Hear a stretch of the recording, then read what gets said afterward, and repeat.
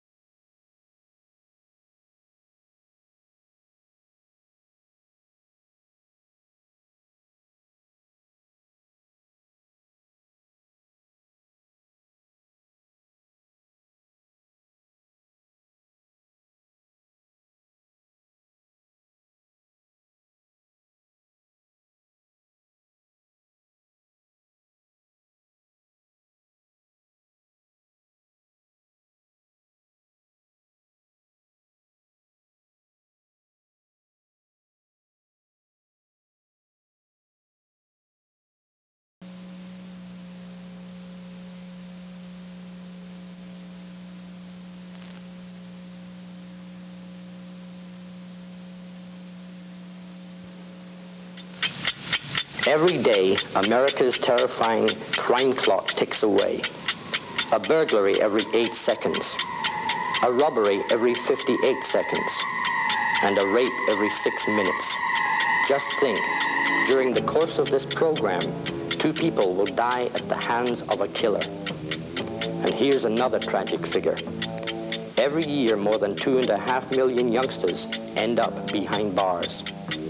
Now ask yourself, who or what is the real enemy, tearing at the heart of this nation and destroying the freedom our forefathers fought to build? The only answer is to look at our roots and the causes of crime. What happened in the life of Ramon Mendoza that turned him from being a top scholar and altar boy to simply killer Mundo, the #1 hitman for the feared Mexican Mafia. Our story begins here, in the barrios of East Los Angeles. Ramon Angel Mendoza was born here on October 18th, 1949, and he was raised amid the poverty, the graffiti, and the street gangs. Ramon never knew his real father. His childhood memories are filled with bitter resentment for his stern stepfather. Well, he was very strict, to say the least, and he used to bounce me off the walls quite often. He beat me quite a bit. I believe that a lot of this had to do with the fact that I wasn't his natural son. As a youngster, Ramon had a dream to one day leave the barrio and become someone special, an entertainer or a sports figure. Here at Stevenson Junior High School, he was a whiz at mathematics and English and a top scholar.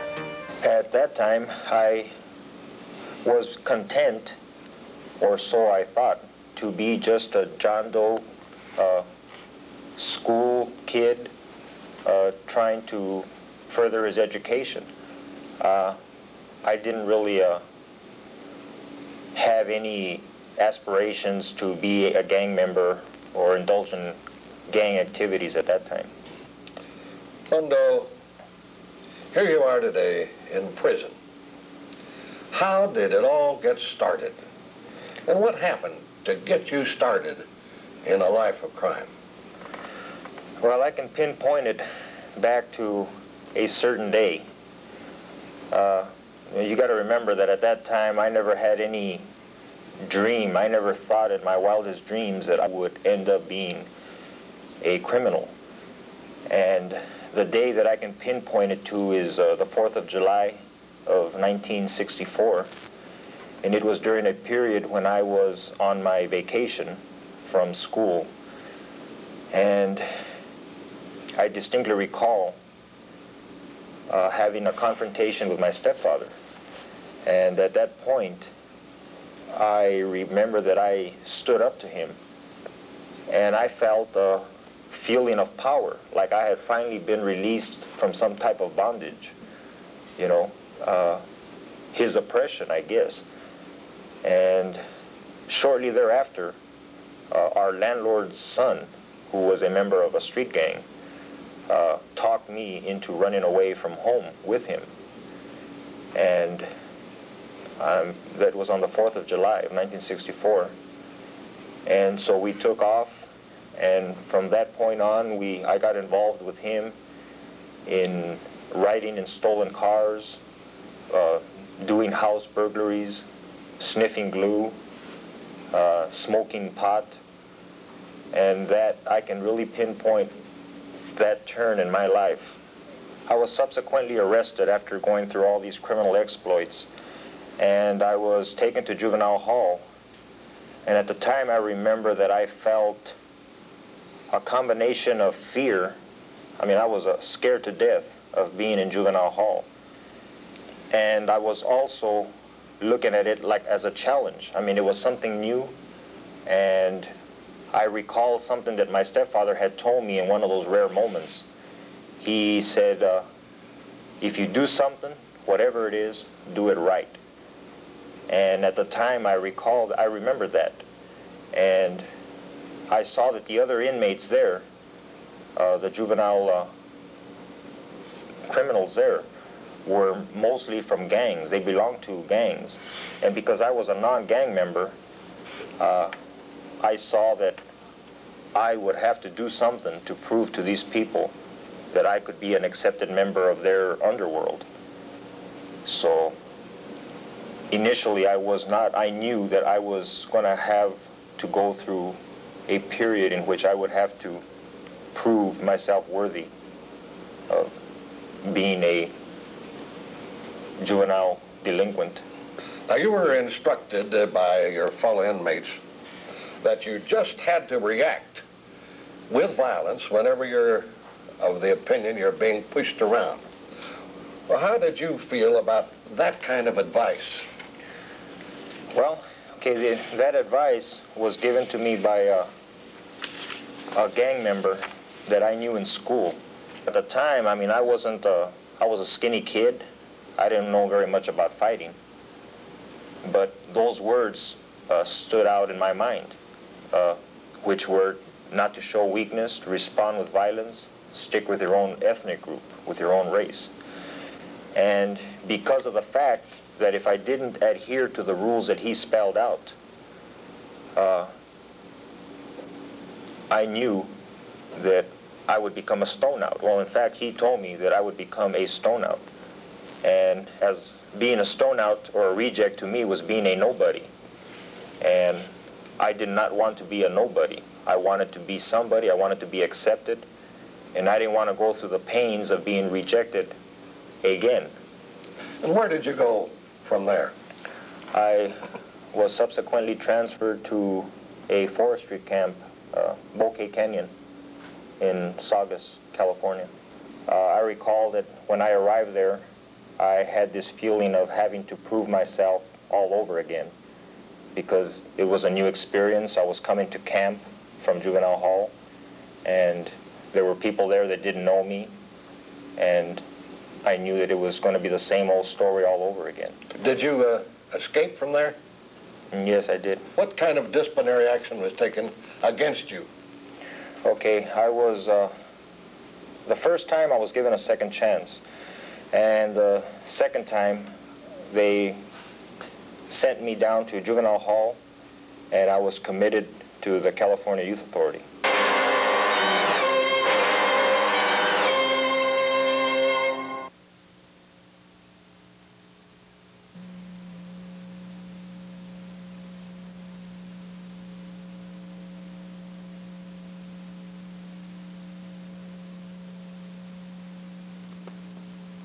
Mundo, this was a new challenge, a new proving ground splattered with the blood spilled in race riots, stabbings, and violent conflicts among those determined never to show weakness. Well, I remember that at that time my head was as big as a watermelon. You know, I was in awe at the time because I felt that, wow, these guys are really getting meaner as I progress up the ladder, so to speak. I was scared to death. But I have a knack, maybe it's my defenses, I don't know what it is, but I have a knack of reading people pretty good. And at that time, I was able to use this in order to survive. And to me, this was all about surviving. I had to survive, I had to do what I felt was necessary to survive, and if it meant doing the same things that they were doing, well, then that's what I was going to do. Mundo gave way to the peer pressure to be a tough guy, and that decision led him to being transferred to the Paso Robles School for Boys on this bus the inmates call the Green Hornet. Yeah, I remember that bus ride. The Green Hornet is a name that was given to the transportation bus, which transfers the youth authority wards from institution to institution. And I recall when I was riding that bus that, you know, there was this feeling of anxiety. There was a feeling of fear. I was going to another unknown destination. I was going to another youth authority facility, and there were going to be new challenges there. I didn't know what was beyond the horizon, and I recall that there was a general attitude on that bus, because my recollection is there were many first-termers on that bus along with me, and there, you know, everyone was sort of laughing, telling jokes, talking about their exploits on the streets, the robberies they had pulled off, the gang wars they had been in, and all this. But I also noted that there was a lot of this was phony, you know, with the first-termers. In other words, they reacted probably just about the same way that you were frightened. Right.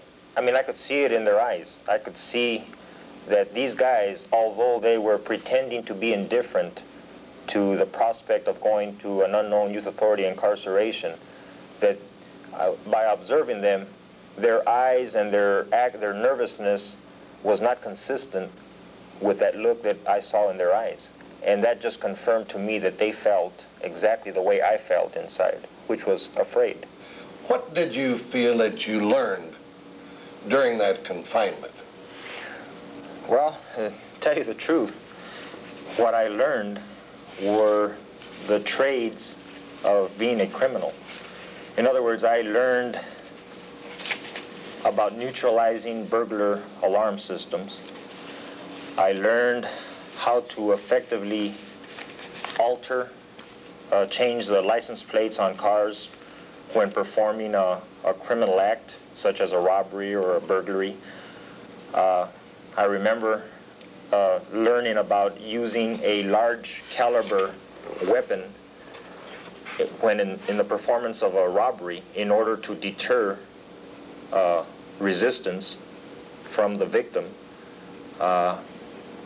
I learned how to raid a telephone booth, you know. Raid a telephone booth? Yes, in other words. Break into the box? Right. All right.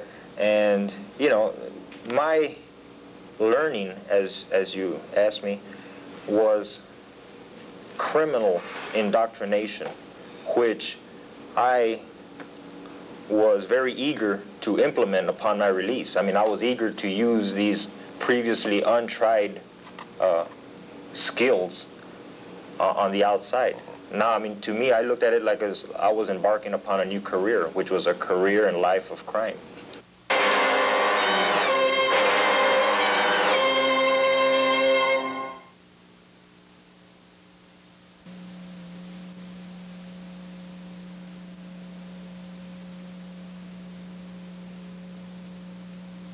Mundo was only 15, going on 16, when he began pulling burglaries and robberies.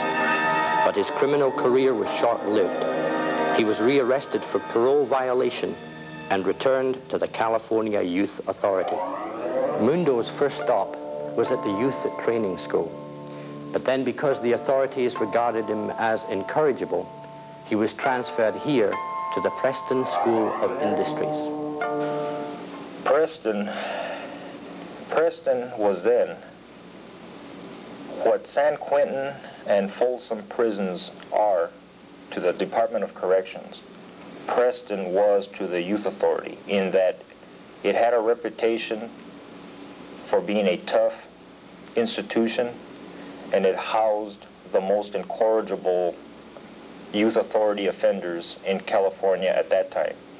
It was built in the 1800s. It had a castle, and it looked somewhat spooky, but above all, it had this reputation about it. I was initiated into the ethnic clique, you know, the Mexican-American clique, and the initiation was, at that time, I had a choice of either being jumped by everyone or fighting each member individually. And I chose to be jumped by everyone in order to get it over with. What did you do to prove yourself to the other inmates so they accepted you? Well, I became, well, first of all, after a while, I became the president of the clique, of the Mexican-American clique. I became the president of this clique. And as president, in order to demonstrate to my fellow members that I was, in fact, tough and mean, I would get the weaker members and, you know, take their goods, as I related earlier, and pass their possessions on to the members of the clique. And I would make sure that each member of the clique had a radio, had a nice prison garb, you know, have money on the books, have cigarettes, have coffee, etc., etc. And I would also, like, I'll give you an example. We had a few inmates there who we enjoyed punching on. And there was one inmate, for example, that I asked him, I mean, I knew from just observing him that he was afraid, you know, he was weak, and he was not going to make it as a member of the inmate society. I mean, we could see it in him when he walked into the door as a new inmate. And what I did, I approached him. He was a Mexican-American. And I asked him, do you want to join the clique? Now, you had a choice. You either joined the clique or you became a stone out, a reject. And so, well, naturally, he said yes. But the fact is that we were not going to accept him because we knew he was a weakling. So this was just a ruse on my part to make him believe that he was accepted. So what I did, I pulled him over to the shower area. It was a blind spot. And I told him, look, you have a choice. Either you fight us one at a time or we all jump you. Well, he chose to fight us one at a time. And, you know, we knocked out a few teeth, we broke one of his arms, and we messed him up pretty bad. You know, he was, his blood was on the shower floor, and we had to get another inmate to clean it up so that the counselor wouldn't see the results and start asking questions. And we let his wounds heal up. We let about 2-3 weeks go by where his wounds were sufficiently healed. And I called him over, and I asked him, do you want to get into the clique? And he responded with, well, he thought he was already in. I told him, no, that was just an appetizer. That was just, we're feeling him out. And he didn't understand it, but again, I gave him the same alternative. You know, all together or one at a time. Well, this time he chose all. I think we broke a few ribs, messed him up pretty bad again. And see, this was just, we were just having fun with him, see? But this was my way. I mean, I'm the one that initiated all this. I wanted to show the rest of the guys how mean I was. And I mean, you're always going to have guys like me that want to show the other ones, you know, how mean they are or how much of an animal they are by taking advantage of the weaker ones the way I was. You know, I mean, we would actually, you know, and when we were through with him, we'd go to someone else and we'd repeat the same thing with him. And all along, the poor guys finally realized that we're just using them for punching bags. You know, and all they can hope for is to get paroled as soon as possible. Because this would continue on and on and on. Well, now, while you were the so-called president, were you privately somewhat chagrined or not like it, or did you really not care? Well, okay, I'll be truthful. I knew, even then, that this dementedness, this, you know, this evil person that was doing all this, that was inflicting all this injury and was taking advantage of all these weak kids, I knew that that wasn't really me. I knew that.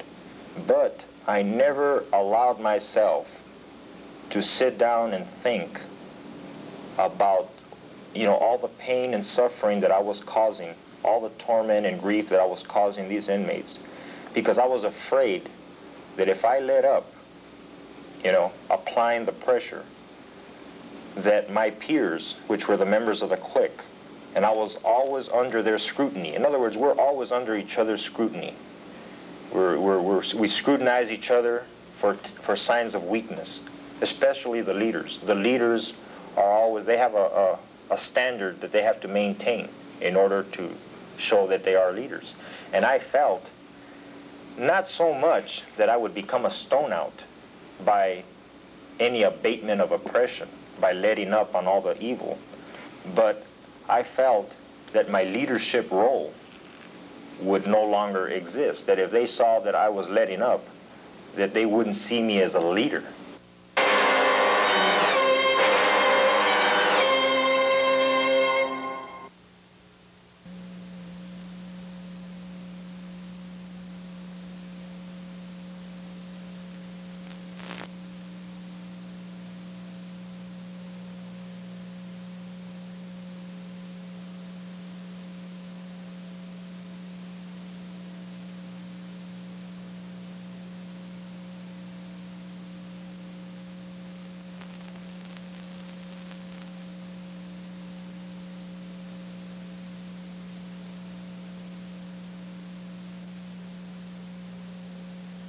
One day, Mundo went too far. He picked up a barbell and almost killed a fellow inmate. And so he was transferred yet again, this time to DVI, the Dual Vocational Institute, a place regarded as the last stop for youth offenders and the birthplace of the ruthless Mexican Mafia. Well, I remember when I arrived in the transportation in the station wagon, the first thing that I remember was the gun towers. There were manned gun towers. And looking up at the guard with a carbine, I remember that there was an excitement inside me. You know, I felt that I had finally made it to the big time. You know, here I was now in a prison, not just an institution, but a prison where the guards are up there with live bullets. And, you know, there was a feeling of exhilaration.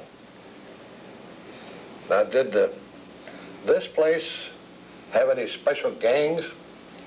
Yes, it did. In fact, DVI is the birthplace of the Mexican Mafia, which was a prison gang that was born there in the late 1950s. Tell me, just what is the Mexican Mafia, and how does it differ from the Mafia families that you read about in the papers and know usually from articles and trials all about what happens there? How do they differ?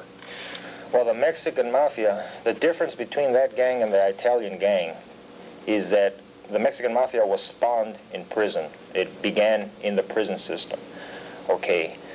Whereas the Italians, you know, they migrated from Italy and they began in the days where crime was easier to get away with, I guess.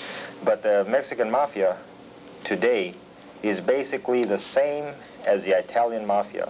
Exactly the same thing. Their purpose is to profit from criminal activities to eventually branch out into legitimate business, legitimate activities for the purpose of funding their criminal organization. Was there one central leader over all the institutional sections of the Mexican Mafia?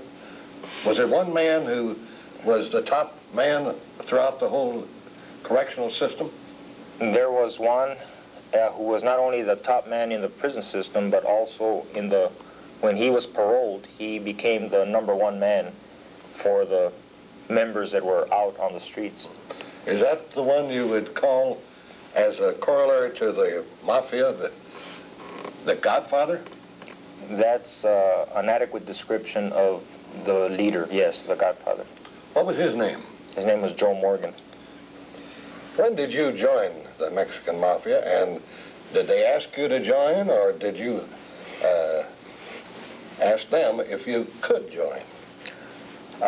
I was asked. I joined in the latter part of 1970 at San Quentin, and I was asked, I was sponsored by 2 members of the Mexican Mafia, and they apparently knew about my past reputation, and the Mexican Mafia, they recruited members of the street gangs, usually the ones from Los Angeles. They recruited members of Los Angeles-based street gangs, and they looked for qualities such as aggressiveness, fearlessness, and above all, you had to be willing, not able. I mean, anybody can kill. My little sister could kill, you know. But I mean, you had to be willing to kill for the Mexican Mafia. And at that point, I was willing, and they saw that in me. Were you ever a hitman for the Mexican Mafia? And tell me, what is a hitman? Okay. Well, simply put, a hitman is a person in the Mexican Mafia who performs an execution, a hit, if you will, for the organization. And in answer to the first question, yes, I was a hitman, but I want to elaborate a little bit on this. Is that, as I mentioned earlier, before you can join the Mexican Mafia, you have to be willing to kill for the organization. So once you are recruited, you are automatically a hitman for the Mexican Mafia. Okay, so I was a hitman from the day I joined, but I had no special designation of quote-unquote a hitman, although I did specialize in executions at one point of my membership, yes. Well, tell me, how many people have you killed in furtherance of some order or some desire of the Mexican Mafia? I've personally killed, I would say, 11 for the Mexican Mafia. And again, between 15 and 20, I have been responsible for their deaths. Now, after you join, can you leave? The only way you leave is if you're killed or if you defect.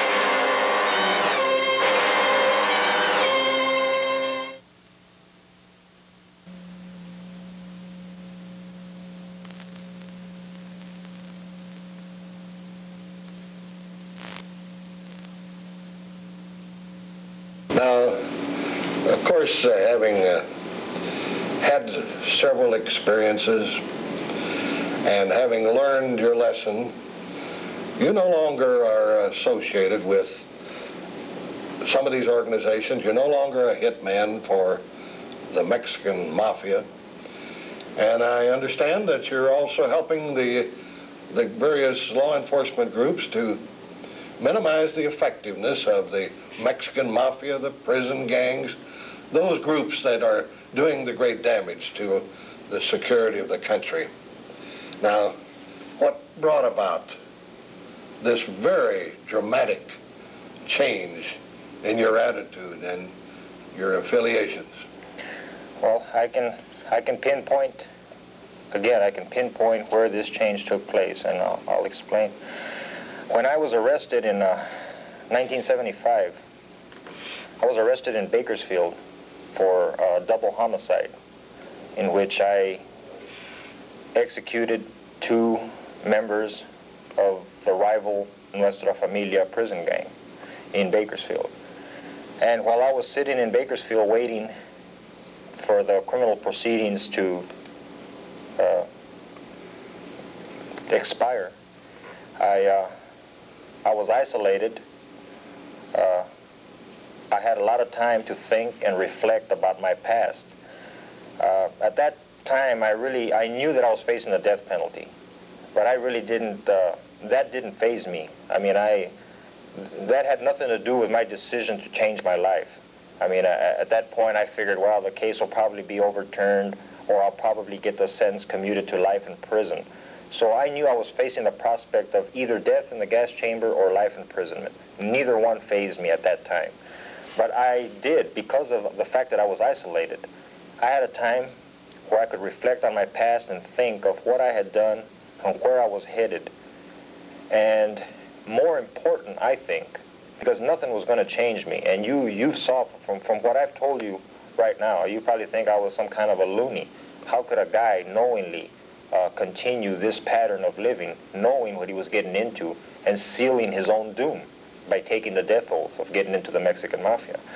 Well, you know, I don't know how to describe, but all I know is that there was no way that I was going to snap out of this unless something dramatic happened.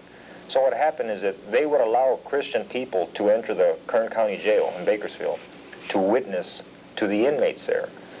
And my ex-fiance's mother had, in 1975, introduced me to the Lord. She had talked to me, she had told me about the Lord Jesus, and that he would save me and that he would change my life if I put my trust in him.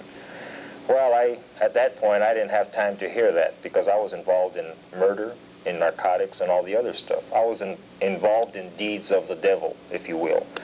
So, I mean, that's contrary to all the good she was trying to get through to me. So when I'm sitting off in the jail, and these people are coming in, for some reason, I started remembering one thing that she had told me. She told me, you will never be happy, you know, genuinely happy without the Lord. At the time she told me, it was just a simple statement, and I threw it out of my mind. When I'm sitting off in the jail, I remembered that statement, you know. After these people would come in and witness, that statement kept haunting me. So after a while, I opened up to the Christian people, and I started looking into this thing, this relationship with this Jesus Christ fellow. And, you know, it's all contained in one word. The dramatic change there was contained in the word forgiveness. I didn't feel that I deserved to be forgiven for the things that I had done. So in a sense, I was my own worst accuser, condemner, if you will. Okay. But when these people came in and I saw the happiness and I saw the ex-prostitutes and the ex-dope addicts telling me that I could be forgiven for my sins, well, I thought, okay, society might not forgive me, but there's an authority higher than society that will forgive me. And it was like like a burden was relieved. Like all the proving and like the mountain that I was climbing and the road that I had taken, had come to an abrupt halt, and I didn't know what lied in front of me, but I felt a lot happier and peaceful with myself by way of this experience.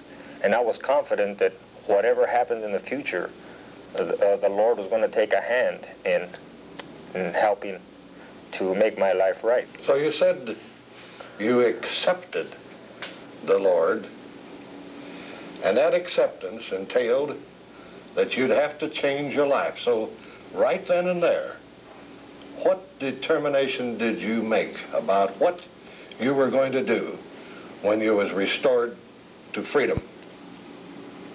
I knew that it was going to be hard. I mean, I was resigned to what I felt was a fact, that I was going to end up in prison doing life. And what I wanted was a necessary courage and strength to be able to tell my brothers from the Mexican Mafia that I had become a Christian. And I knew that this would take strength that I didn't have, or courage that I didn't have. So I felt, well, I prayed that the Lord would give me the necessary strength. And little did I know that I was going to beat the 2 murder cases on a technicality, in which I did. I subsequently beat the cases on a legal technicality. So at that point,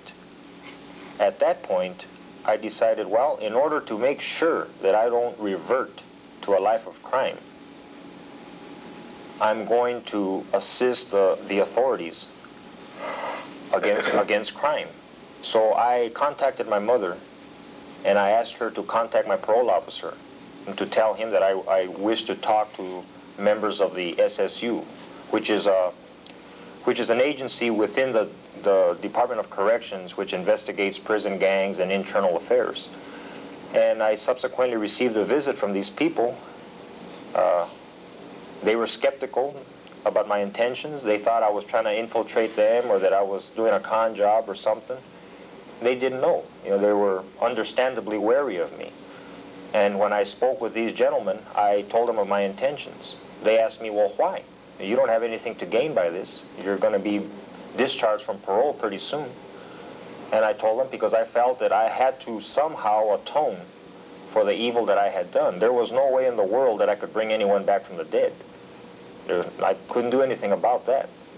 So the only way that I could atone a little to society was to assist them against the Mexican Mafia. What did you think you were going to do in helping them, and how did you think you were going to help them? Okay, well, I knew that because of the fact that I had committed 2 murders, 2 more murders, I'll put, for the Mexican Mafia, that I was in good standing, very good standing, because a hitman or a person that killed for the Mexican Mafia had a special place in that organization. And I mean, this was like a test of your loyalty. I mean, the more you kill, the more you're showing your loyalty for the group. So I knew they were going to trust me. I knew they would open up to me. What I wanted to do, I wanted to infiltrate this group and put a front. And as you know, I was a very good actor throughout all these years. I wanted to put a front with them and pretend that I was still the same Mundo, which is my nickname, the same killer Mundo. But what my intentions were to pass information to law enforcement about murder fugitives that they were searching for, the activities that they were doing, bank robberies that they were going to pull, things of this nature. And this was what I intended to do, and to put a dent in their activities and It wasn't anything personal against any individual. To me, they are faceless. To me, the Mexican Mafia is a group, and they are evil. You know, I feel sorry for a lot of them individually. I feel that a lot of them should really think about what they're doing and really look at the road that they're taking and look at how many of them have ended up killed because of internal disputes, petty internal disputes. But most of all, more important, is all the pain that they're causing, not only to families of their victims, but their own family. You know, and they could end up killed down the line. I look at them as a faceless group. They're just evil. And I felt that by combating this evil, which used to be a part of me, I would purge a part of me that existed. I mean, I had to do some good. And this was my feeling. I had to do something.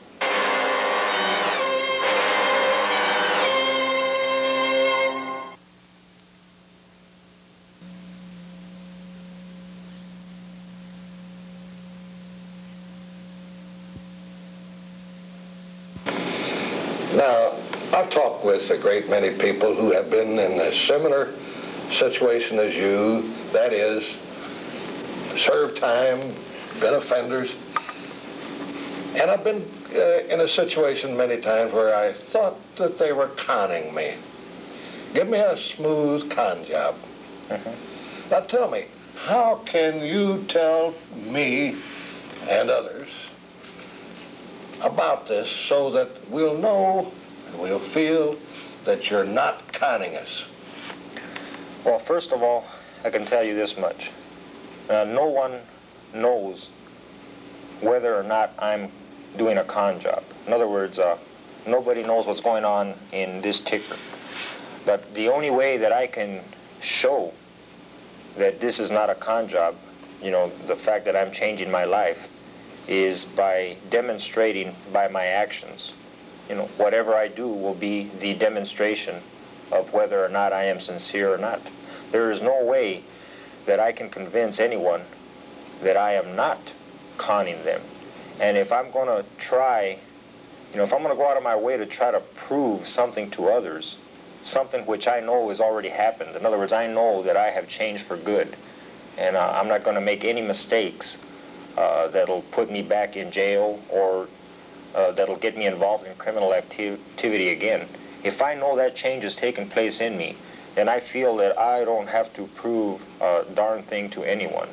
Now, you've mentioned at several points in our interview that you think that the juvenile institutions are really a sort of a proving grounds for the generation of real criminals.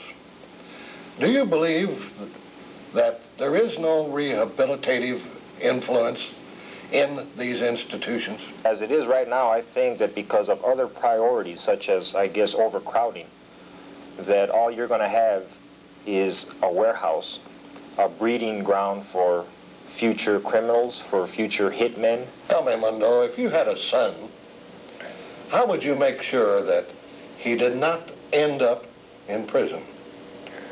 Well, I don't think I could make sure, but I would put one heck of an effort to be his friend, to be not only a loving father, but to be a companion and a friend, to know what his needs are, to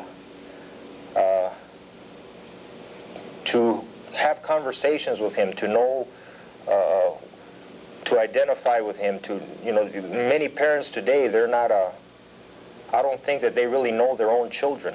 The purpose of this program is to pinpoint the causation of crime insofar as we can.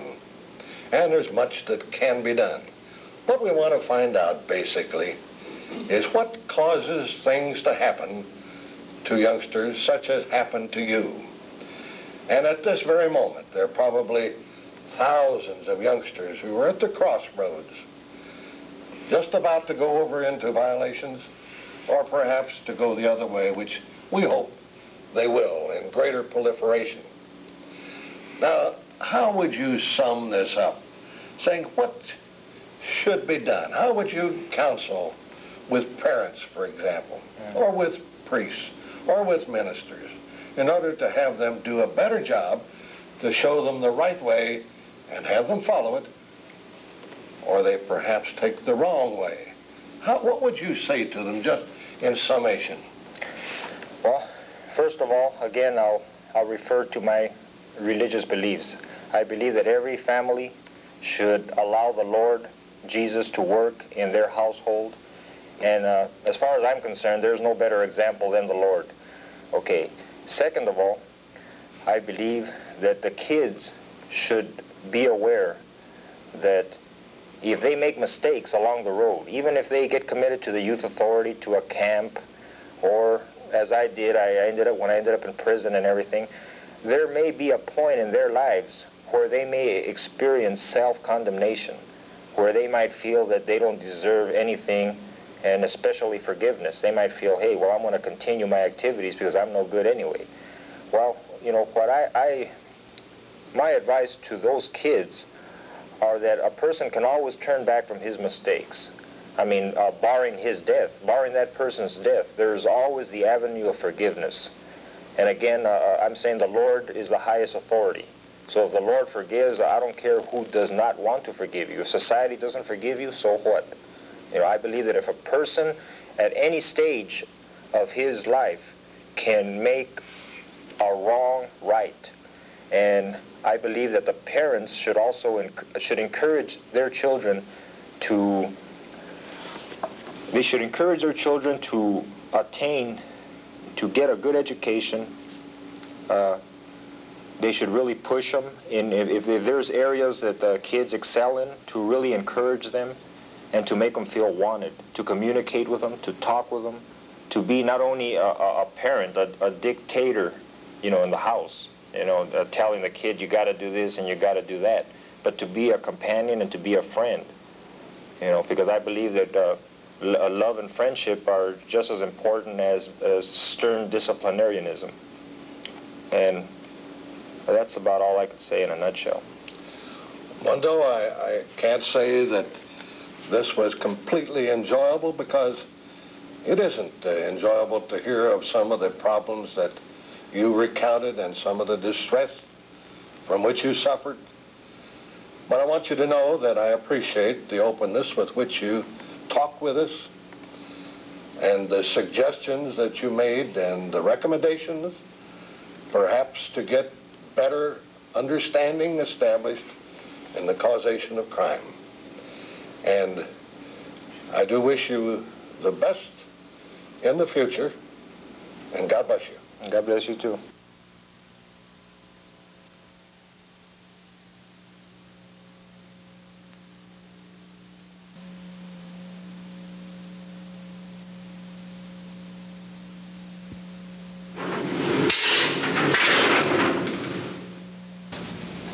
Peer pressure, poor parenting, a breakdown in the family structure, lack of moral values, and inadequate vocational training. According to many nationally renowned experts, these are some of the known causes of crime. Of course, there are those who say the answers are just too complex. But one thing is certain: crime is ravaging this country and threatening the very freedom our forefathers fought to create. Yes, as a nation, we are at the final frontier in the battle against the criminal. In future programs, the American Crime Prevention Foundation will leave no stone unturned in exploring the world of the criminal, the causes of crime, and some of the answers. Answers such as diversion programs to keep wayward youngsters like Mundo from becoming institutionalized. Programs to help create a better relationship between parent and child. And adoptive grandparent programs designed to bring the lonely, both young and old, into closer, more loving harmony. But to win this battle, we must first look to ourselves and the future of America, our children, and remember the immortal words of one of the nation's great leaders, Abraham Lincoln. He said, "A child is a person who is going to carry on what you have started. He is going to sit where you are sitting, and when you are gone, Attend to those things which you think are important. You may adopt all the policies you please, but how they are carried out depends on him. He will assume control of your cities, your states, and your nations. He will move in and take over your churches, your schools, your universities, and your corporations. The fate of humanity lies in his hands.